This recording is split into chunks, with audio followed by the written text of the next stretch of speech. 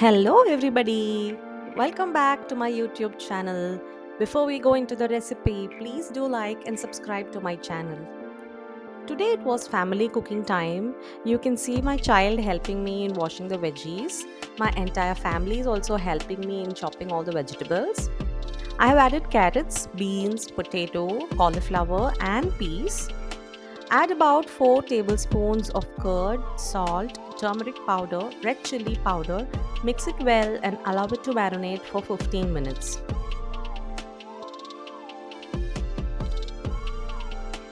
Now in a pan, I am going to shallow fry the sliced onions until it turns into golden brown color. I will share a tip with you, just add little salt to make it perfectly fried.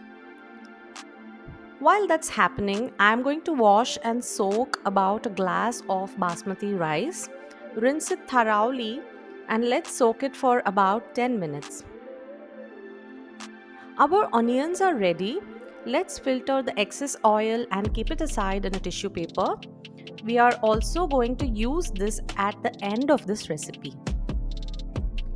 In a wide pan, add 1 tablespoon of ghee, whole spices. Also add the marinated vegetables.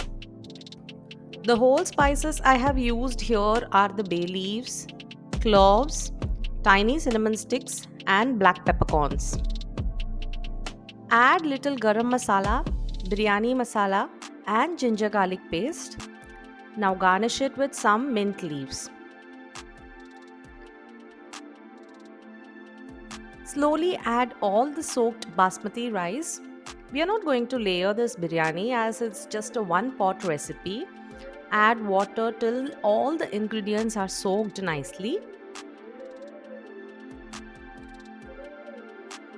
To this I'm going to add salt as per taste. Give it a stir, cover it with a lid and allow it to cook.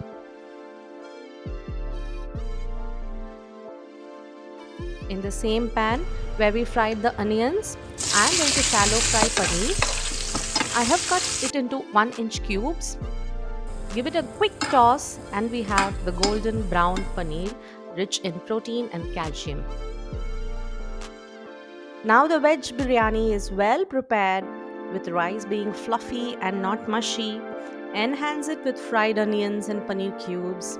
Overall, you can see the dish is having a very good balance of flavors and textures.